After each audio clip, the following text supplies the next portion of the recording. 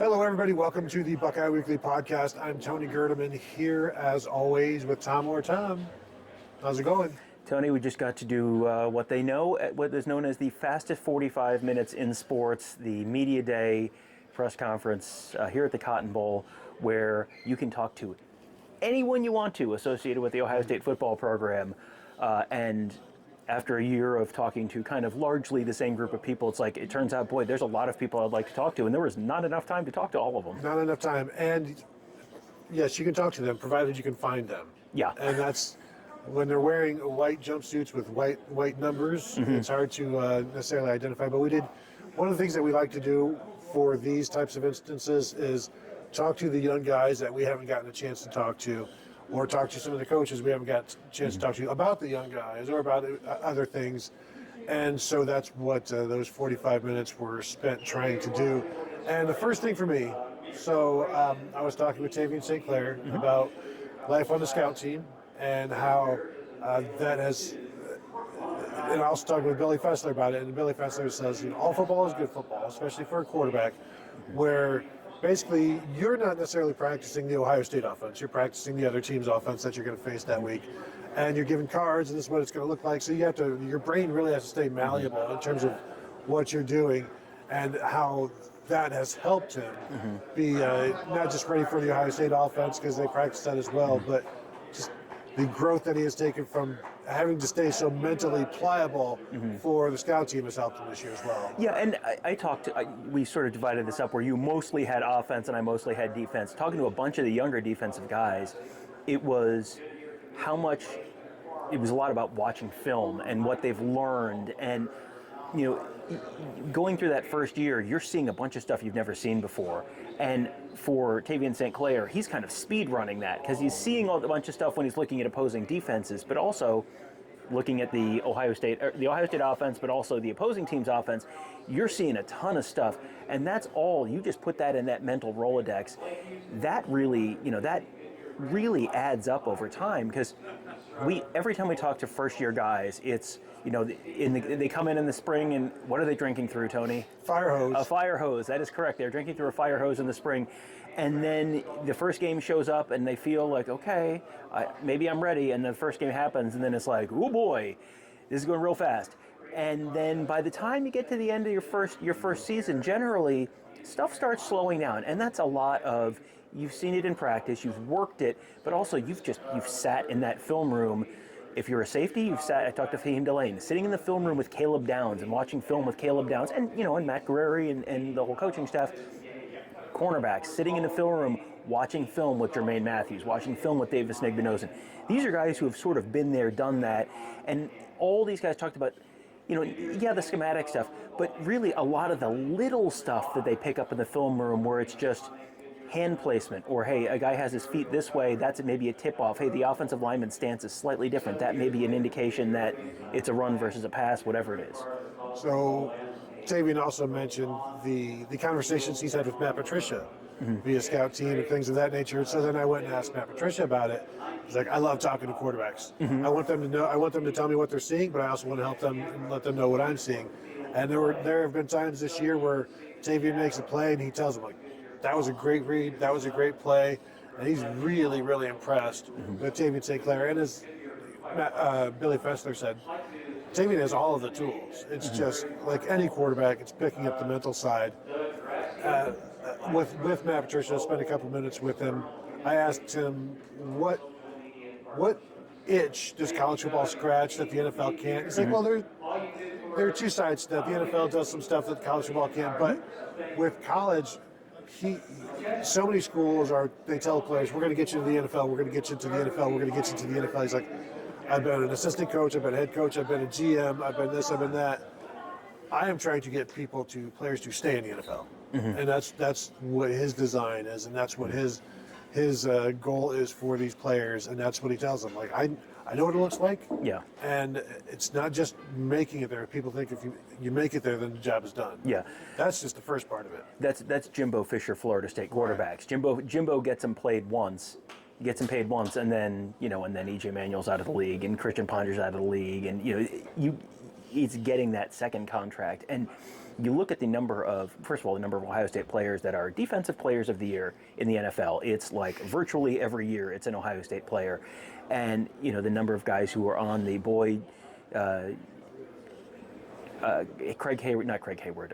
Cam Hayward. Cam Hayward is still somehow in the NFL. Like, what? But, you know, the guys who've been, we just saw Chase Young make score a touchdown on Sunday, that getting through there. But that's, you know, you can get in the NFL with athleticism. You stay in the NFL with being smart, being able to do a bunch of different stuff. A lot of the young guys I talk about playing on special teams, and that's sort of a rite of passage at Ohio State. And you know, they all said, you don't worry, you still see Terry McLaurin played on punt coverage, and look, hey, here's Ezekiel Elliott blowing up a guy on kickoff coverage against Purdue. But you know, this is sort of like a rite of passage. But also, you're going to be asked to play special teams in the NFL. So this is like on-the-job training, where it's not just, all right, I've got to check this box before I got to start on special teams, before I can start on defense. There's a whole on-the-job training piece of that as well. I remember Raymond Harris, 30-some years ago, running back for the Ohio State Buckeyes, gets drafted by the Bears. He made the team via special teams, and then eventually became like their leading rusher for a few years. Like, if you don't buy in, and that's something else, just the buy-in of all of this. Talking with Epi Sitanilei, freshman defensive end, really good conversation with him. He mentioned that CJ Stroud came and talked to the team about, you're away from home, but the more you buy in, the more you will get out. And he was saying, like, CJ doesn't know it, but I think about that conversation all the time. And it's like a fellow Californian telling him, like, if you do this, you'll get so much more out of it. And that aspect of just buying in, understanding that it's all eventually going to be worth it, or it's all worth it right now. And that was one of the things with Isaiah West, freshman running back, talking with him, how he's like, one of the things that Carlos Loughlin tells them is like, it's not my job to tell you when you're doing well. that sort of thing. Like, you're doing well because I'm not yelling at you about something. Exactly. But also, you have to get to a place with the coach where you understand the tough love aspect of it. And I just thought it was funny. Like, I'm not here to tell you when you're doing well. Like, you should be doing well. But just that aspect of everybody here is physically able to do incredible things. But you have to have the mental fortitude to get better, to withstand the times you're being told how bad you are, or what you're not doing correctly, I should say. And then you're talking with these players and they have a smile when they're talking about these experiences. Yeah, well, I think it's a little bit of, you've kind of gone through the battles, you've gone through the rough waters, and now you can look back, and now it's like, okay, now it's a little bit of an interesting story. I look back at like Xavier Johnson, when he was at Ohio State. He had a long and winding road, and you remember Xavier Johnson now as, he was the guy who was a little bit of an X factor for them, a real multi-tool weapon in the 2022 season.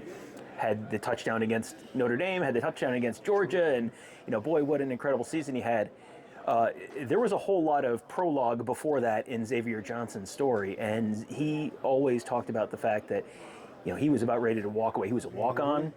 He passed up a scholarship offer from like Iowa State. He had like power conference offers, passed him up to walk on at Ohio State, and was a year or two into his time at Ohio State and was like, I am not having a real good time right now. And I think he was like, was off to the side at practice or something, and then was like coming back, and Urban Meyer looked at him and said, 10 or whatever his number was, hey, you're doing a good job. And it was like, that's it. And that's all it took. But it was just kind of like having a little bit of that recognition certainly helped him and helped him stick with it. And it was not like Urban Meyer said that and then the next week he caught a touchdown against Notre Dame. Like, no, Urban Meyer was the coach in 2018. The touchdowns came in 2022. It still took a while to get there, but this is kind of the long and winding path where you see these guys on signing day and everyone goes, hooray, they signed this guy. And then maybe in the first spring it's, oh, look, it's shiny new guy. And everyone's excited to watch Tavien St. Clair in the spring game. And then Tavien St. Clair disappears. And you're not thinking about Tavien St. Clair, and you're not seeing Tavien St. Clair, but he's putting in all this work. And this is true of all these guys. It's true of, I talked to Aaron Scott. I talked to Devin Sanchez. I talked to TJ Alford. I mean, all these different guys. They're all, there is a lot going on right now that you never see. You might hear about 3 years from now as, in one question in the middle of a 10-question interview. But there's a lot that's going on right now behind the scenes that sets them up for the long-term stuff. Just talking with Zion Grady, freshman defensive end, and one of the things that Larry Johnson told me about him is how advanced mentally he is. Like, he's able to understand and grasp the concepts. And I was talking to Zion about it, like, so when did that start for you? He's like, well, once I got here, I realized, basically, I need to understand this stuff, because it's one thing to just go play, but it's another thing to actually know what you're doing. So the fact that he's able to pick it up so quickly, the way Larry phrased it, it's like, this is probably what he's done his entire life. Mm-hmm. Like, he's always and he's like, well, I'm guessing Zion Grady for much of his life has just been able to succeed on being the best player on the field. Mm-hmm. And when you get to Ohio State, that's everybody. Mm-hmm. Everybody's the best player on the field. And so you have to adjust to that. And he said, I did not expect to play as much as I have been. Mm-hmm. And to be in this rotation as he has been, that's only going to help him more next year. And one of the things, talking with some of these young players, you ask, like, so what are you expecting for next year? And you'll get some answers like, I'm locked in right now. Yeah. Like, next year will be next year, but right now we still got some work to do. Yeah, and I had similar conversations with a bunch of different guys. I'm just sort of thinking through right now. TJ Alford, linebacker. A lot of the conversations with the freshmen or even the sophomores is special teams and contributing on special teams. And I asked him, I said, like most guys he's going through high school who play at Ohio State, we're not on special teams as juniors and seniors in high school. It's like that's freshman work. And he goes, oh, no, I was on special teams. I was like, do you mean as a freshman, sophomore? He's like, oh, no, I was on special teams all 4 years. Like, he wanted to be out there. He wanted to contribute. So, being on kick coverage this year, he will probably be someone who, even as he takes on a bigger role, probably next year, because you can sort of do the math where Arvell Reese is projected as a top 10 pick and Sonny Styles is out of eligibility. So there are going to be opportunities for guys to take one or two steps forward on that depth chart. He is certainly someone who's proved I would expect to do that. Another guy at the linebacker spot, Peyton Pierce, who did that this year, took that step forward into that third linebacker role. He's now, I asked him, so when does that process of, okay, these guys are potentially leaving and there's going to be an opportunity to be like the guy in the linebacker room, when does that process start? Is that like Matt drills? He goes, oh, no, that happened. That started long ago. That started with you're building your reputation already. Because he said he doesn't just want to be a starter. He wants to be a starter and a captain. And, he's one of those people you talk to him and you're like, yeah, I'm sure that's going to happen for you because I'm sort of going through the list in my head and going, yeah, you check a lot of those boxes. So, yeah, even this year, coming into this year, when you talk to James Lord, it's like, yeah, there's no concerns about Peyton Pierce. Mm-hmm. So those are all going to be the same conversations next year. Like, yeah, mm-hmm. there are no concerns. Anything else that you wanted to drop on? Devin Sanchez, talked to Devin Sanchez for a while. Like we are trying to speed run these. This is essentially speed dating, where it's like, okay, I need 3 to 4 minutes with you to get the answers that I need to have stories we can write later. And I think I talked to Devin Sanchez for about 6.5 minutes and had to pull myself away because he's giving those deep and thoughtful answers. I asked him about being on the field in that first game, not just, oh, I'm playing on special teams, but I'm on the field as Texas has the ball, driving for it with a 14-7 deficit, trying to tie the game or take the lead in a 1-2 season opening game, and there you are as a true freshman out on the field. And I think that was maybe a bigger role than he maybe was anticipating having, but that's something that's just earned, and that's he is. You want to talk about someone saying all the right things, and he is someone who. Athletically, yeah, sure. Tim Walton said, mm-hmm. yeah, I mean, athletically, sure, but there's a bunch of other stuff that goes into it. And he was, he jumped some other guys to get into that spot. There are other guys who were second-year guys who he was out there and they weren't out there. So, Devin Sanchez, I know that everyone looks at Devin Sanchez this year and goes, yeah, but, teams are looking for him. It's like, yeah, man, he's a true freshman out there. And when the other guys you can throw at are Jermaine Matthews or Davis Nigbinosin or the true freshman, yeah, that's not hard for them to do that math. No, last thing for me, Isaiah West, who was freshman running back, he was one of the many freshmen that were here last year. And the big difference this year is fewer videos and photos being taken around the stadium because you're getting ready for the game.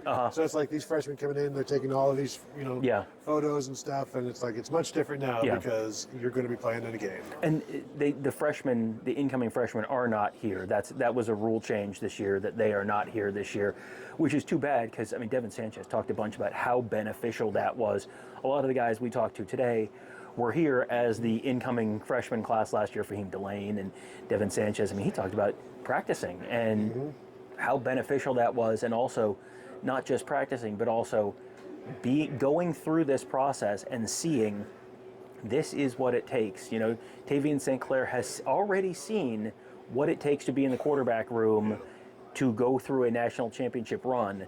And he, before he even officially started his freshman season. It's true for a lot of these guys. Yeah, I got to see Will Howard lead the team. So that will do it. If you're watching on YouTube, go ahead and hit the thumbs up and subscribe to the channel.